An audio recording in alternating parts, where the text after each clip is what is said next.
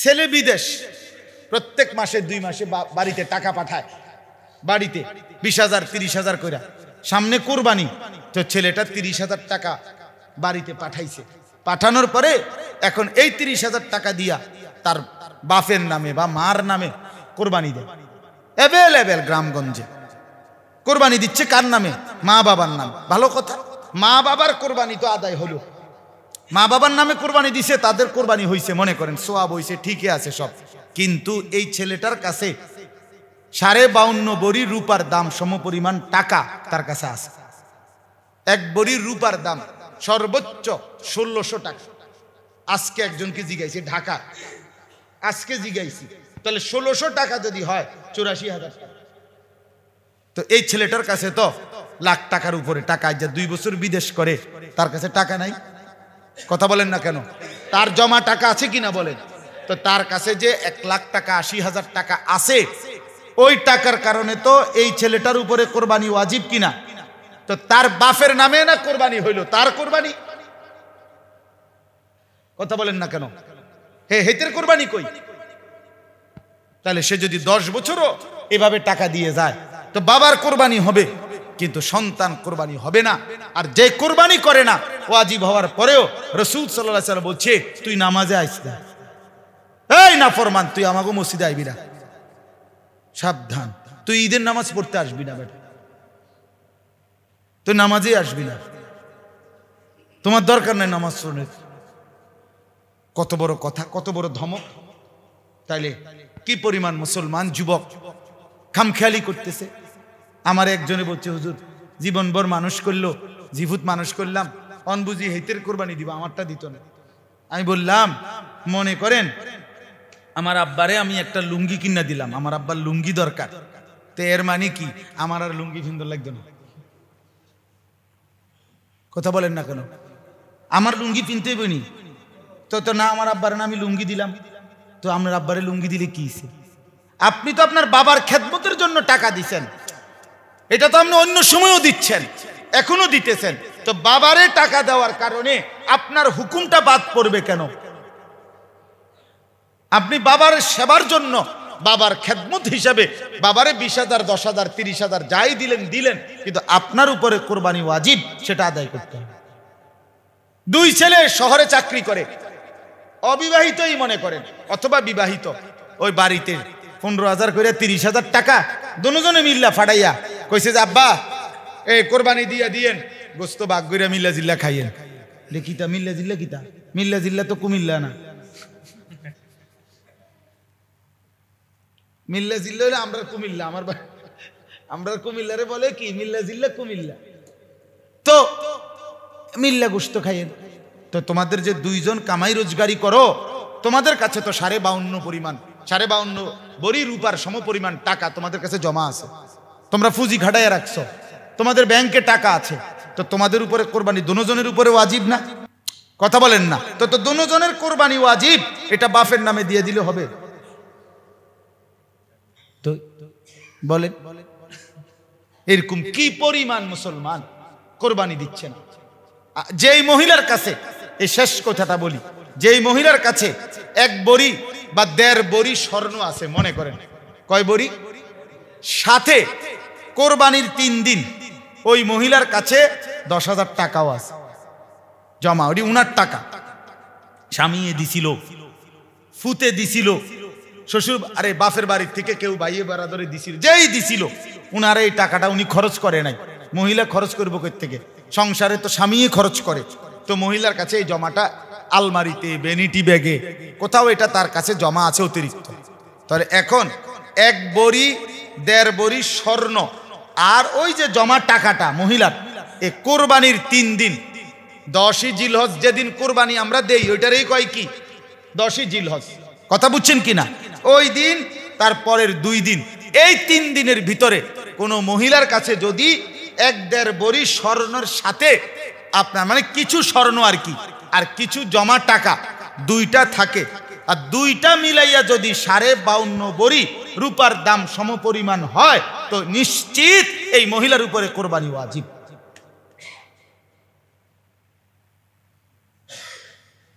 ঠিক কিনা? তো তো এখন এটা তাহলে কি পরিমাণ মহিলার উপর কোরবানি ওয়াজিব বলে? এক বড়ি স্বর্ণের দাম ৮০-৯০ হাজার টাকা, তাহলে মনে করেন ৯০ হাজার টাকা, আর ওই যে ১০,০০০ টাকা ওনার কাছে আছে, শুধু যার কাছে, মনে রাখবেন, আপনি হয়তো জিগাইবেন ৭.৫ বড়ি তাহলে কিতা, কথা বুঝছেন না? ৭.৫ বড়ি হলো যেই মহিলার কাছে ১ তোলা ১ ফোঁটা রূপাও নাই, জমা কোনো টাকাও নাই, শুধু কি আছে? স্বর্ণ। বুঝছেন নি আমার কথাটা? তাইলে ৭.৫ বড়ি।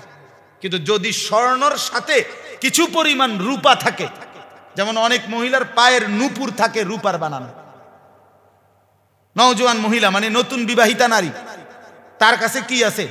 রূপার নূপুর আছে, আবার এই স্বর্ণও আছে, এই দুইটা মিলাইয়া যদি 52.5 বড়ি রূপার দাম হয়, তাইলে কোরবানি ওয়াজিব।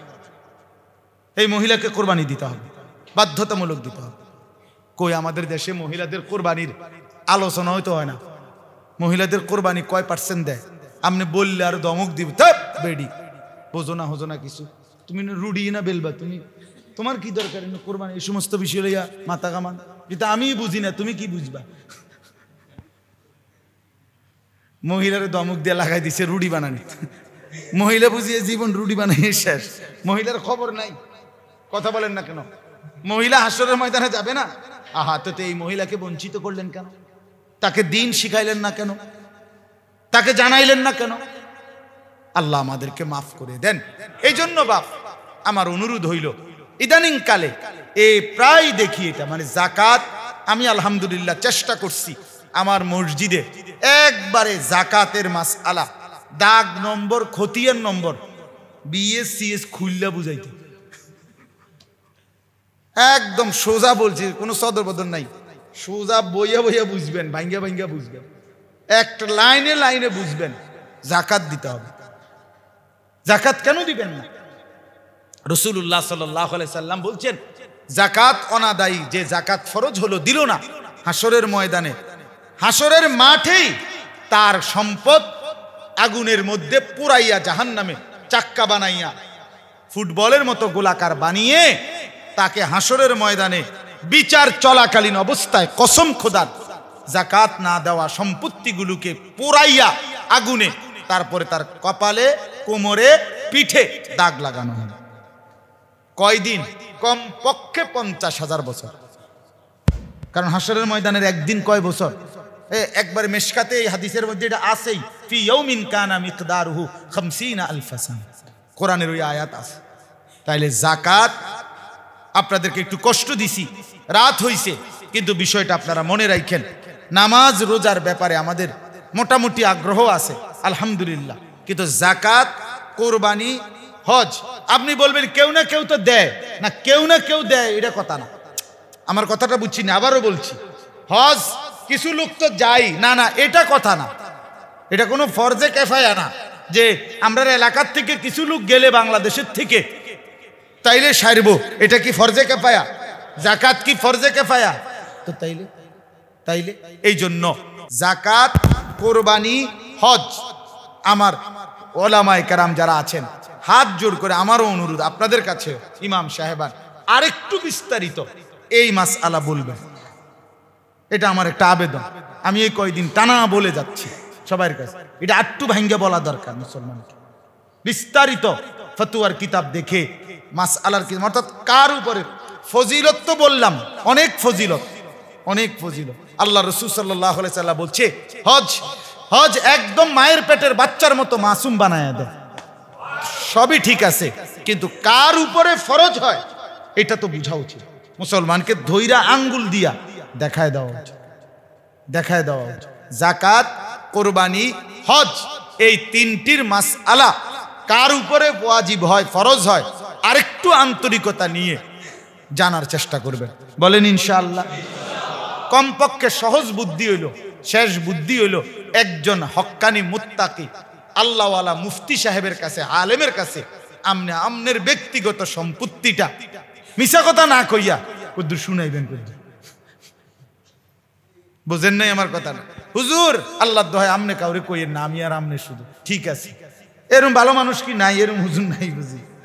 তো এই হুজুর রে বলবেন যে হুজুর আমার এই মোট ব্যাংকে এত, বাড়িতে এত, খেতে জমিয়ে এত আছে, এই আপনি এরই হিসাব কইরা আপনি আমার মিলাইয়া দেন আমার উপরে জাকাত আসলো কিনা, কোরবানি আসলো কিনা, হজ আসলো কিনা।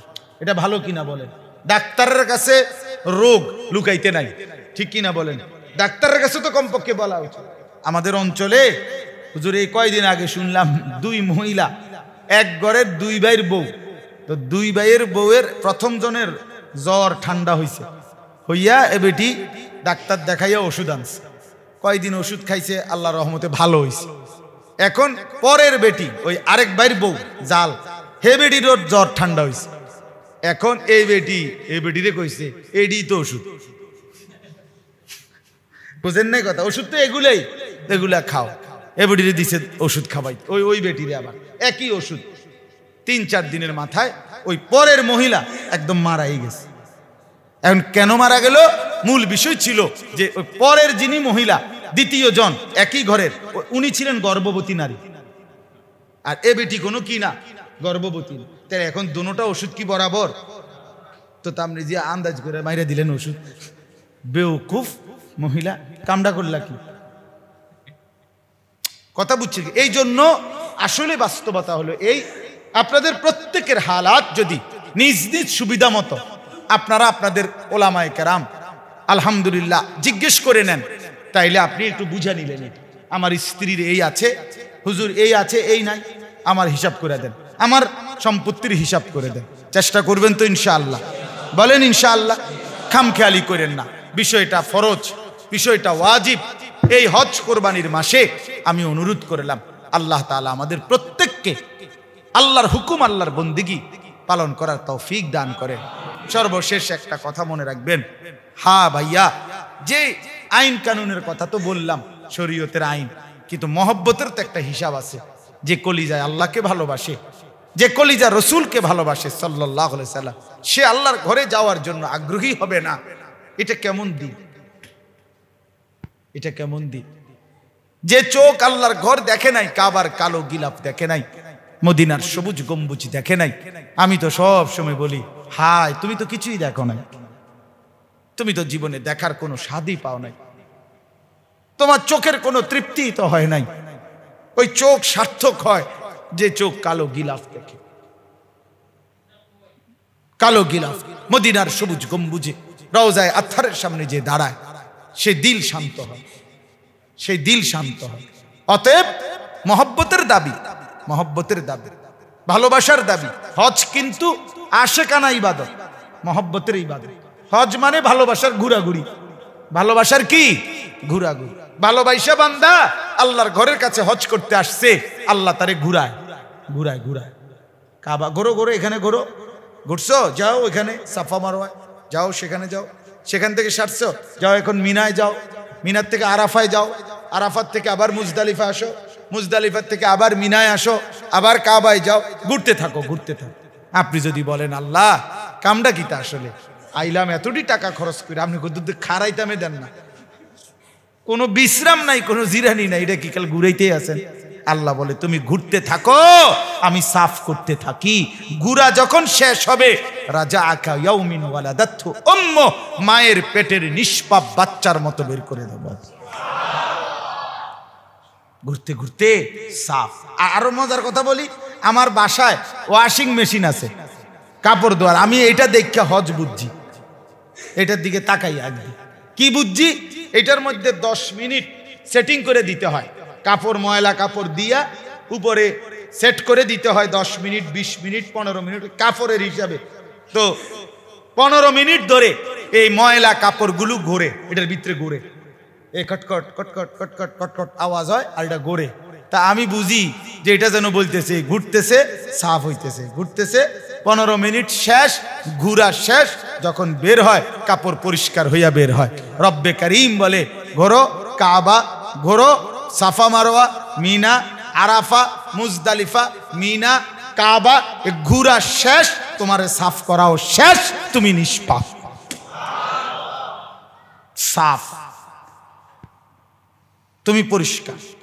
রাজা আকা ইয়াউমিন ওয়ালাদাতহু উম্মু, সুবহানাল্লাহ। আমি একবার হজ্জের পরে মক্কা থেকে মদিনায় গেছি, আমার এক আরবীয় আলেম মুসাফা করছি আর বলছি আরবি একটা কথা বলাতে উনি বুঝছে একটু বুঝি তো উনি বলছে মারহাবান আহলান সাহলান ইয়া মান ওয়ালাদাতহু উম্মু, মারহাবা ধন্যবাদ ভাইয়া আপনাকে যাকে তার মা সদ্য প্রসব করলো। তার মানে আপনি হজ করে আসলেন। আল্লাহ আমাদেরকে তৌফিক দান করেন, আল্লাহ আমাদের অন্তরের মধ্যে আল্লাহর ঘরের ভালোবাসা দান করেন। কল্পনা করেন এই মুহূর্তে কত আল্লাহর বান্দা ঘুরছে, প্রতিদিন ফ্লাইট হচ্ছে, আল্লাহর বান্দারা ছুটছে। চলেন নিয়ত করি মাওলা আপনার ঘর আমরাও দেখব, আপনার কাবার কালো গিলাফ আমরাও ছুঁইব, হাজরা আসওয়াদ আমরাও চুমা দেব, মাকাম ইব্রাহিম আমরাও দেখব। আল্লাহ আমাদের সবাইকে তৌফিক দান করেন, কবুল করেন। আল্লাহ তাআলা প্রত্যেকের দিলে আল্লাহর ঘর জিয়ারতের আগ্রহ, শৌক, মহব্বত দান করেন। আমিন। সুবহানাল্লাহি ওয়া বিহামদিহি, সুবহানাকাল্লাহুম্মা বিহামদিকা, আশহাদু আল লা ইলাহা ইল্লা আনতা, আস্তাগফিরুকা ওয়া আতুবু ইলাইক। আলহামদুলিল্লাহি রাব্বিল আলামিন। আল্লাহুম্মা আনতাস সালাম ওয়া মিনকাস সালাম, তাবারাকতা ইয়া যাল জালালি ওয়াল ইকরাম। ইয়া রাব্বি লাকাল হামদু কামা ইয়ানবাগি লিজালালি ওয়াজহিক ওয়া আযীমি সুলতানিক। ওয়া সাল্লি আলা মুহাম্মাদিন কামা হুয়া আহলুক ওয়া ফাআল বিনা খায়রান কামা আনতা শানুক। ইয়া আরহামার রাহিমিন, ইয়া আরহামার রাহিমিন, ইয়া আরহামার রাহিমিন। রব্বানা যালামনা আনফুসানা ওয়া ইল্লাম তাগফির লানা ওয়া তারহামনা লানাকুনান্না মিনাল খাসিরিন। রব্বানা আতিনা ফিদ দুনিয়া হাসানা ওয়া ফিল আখিরাতি হাসানা ওয়া কিনা আযাবান নার। রব্বানা ওয়া আতিনা মা ওয়া'আদতানা আলা রুসুলিক ওয়া লা তুখজিনা ইয়াওমাল কিয়ামা ইন্নাকা লা তুখলিফুল মিআদ। রব্বানা আসরিফ আন্না আযাবা জাহান্নাম ইন্না আযাবাহা কানা গরামা ইন্নাহা সাআত মুস্তাকাররান ওয়া মুকামা। রব্বিরহামহুমা কামা রব্বায়ানি সগীরা। রব্বানা হাব লানা মিন আজওয়াজিনা ওয়া যুররিয়াতিনা কুররাতা আ'য়ুন ওয়াজআলনা লিল মুত্তাকিনা ইমামা। মাওলায়ে করিম আপনি মাফ করে দেন, রব্বে করিম আপনি মাফ করে দেন। রাত অনেক গভীর মাওলা, আপনার ঘরেই বসেছিলাম মাওলা, আপনার কথাই শুনতেছিলাম। আখিরাতের ভয় জাগতেছিল মাওলা, জাহান্নামের ভয় লাগছিল মাওলা, জান্নাতের আশা করছিলাম মাওলা।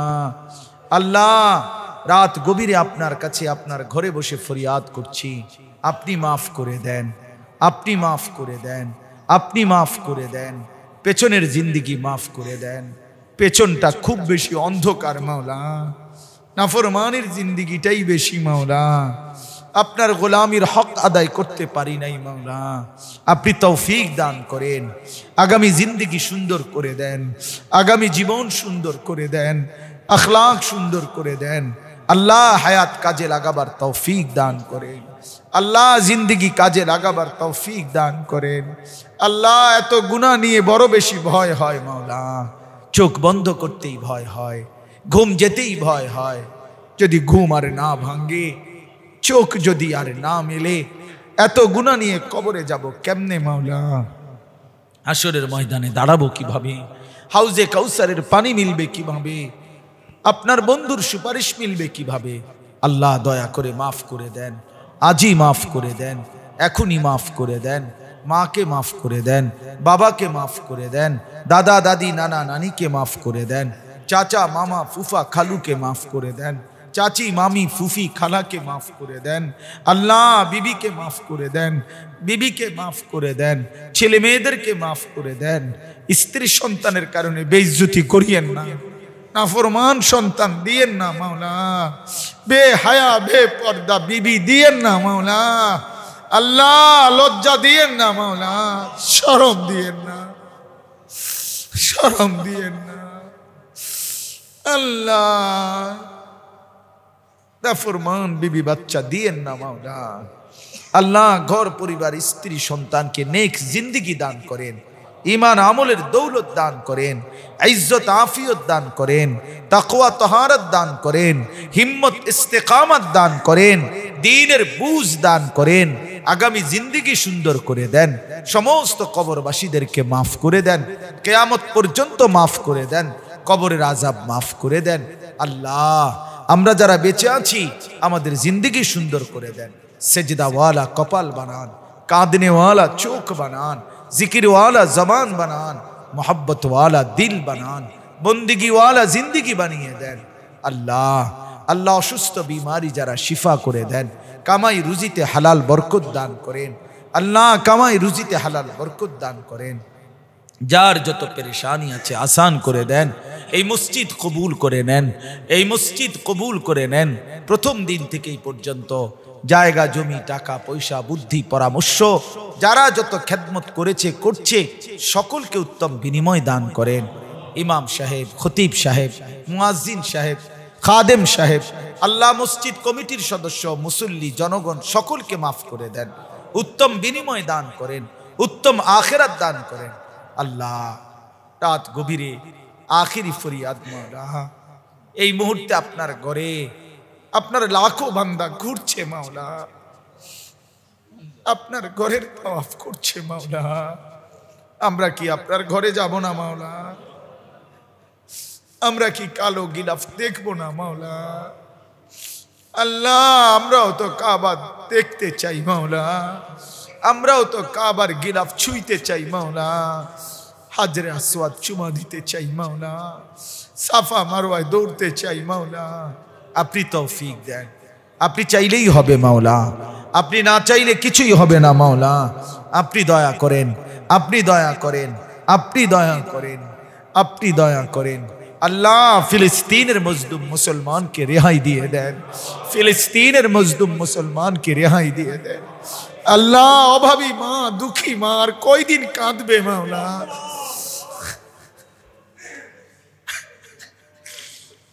মাসুম বাচ্চা আর কয়দিন ঘর হারা থাকবে? আর কতদিন চোখের পানি পড়লে আপনি আশ্রয় ফিরায়া দিবেন মাওলা? আল্লাহ আল্লাহ, মজলুমদেরকে রেহাই দিয়ে দেন, ফিলিস্তিনিদেরকে রেহাই দিয়ে দেন, মসজিদ আকসা খুলে দেন মাওলা। ইসরায়েলের ইহুদি বেঈমানদেরকে ধ্বংস করে দেন আল্লাহ, বেঈমানদেরকে ধ্বংস করে দেন। আল্লাহুম্মা আহলিক ইসরাইল, আল্লাহুম্মা আহলিক ইসরাইল, আল্লাহুম্মা আহলিক ইসরাইল। اللهم انصر المسلمين والمجاهدين في فلسطين، في فلسطين. يا رب محمد انصر أمة محمد، يا رب محمد ارحم أمة محمد، يا رب محمد اغفر أمة محمد.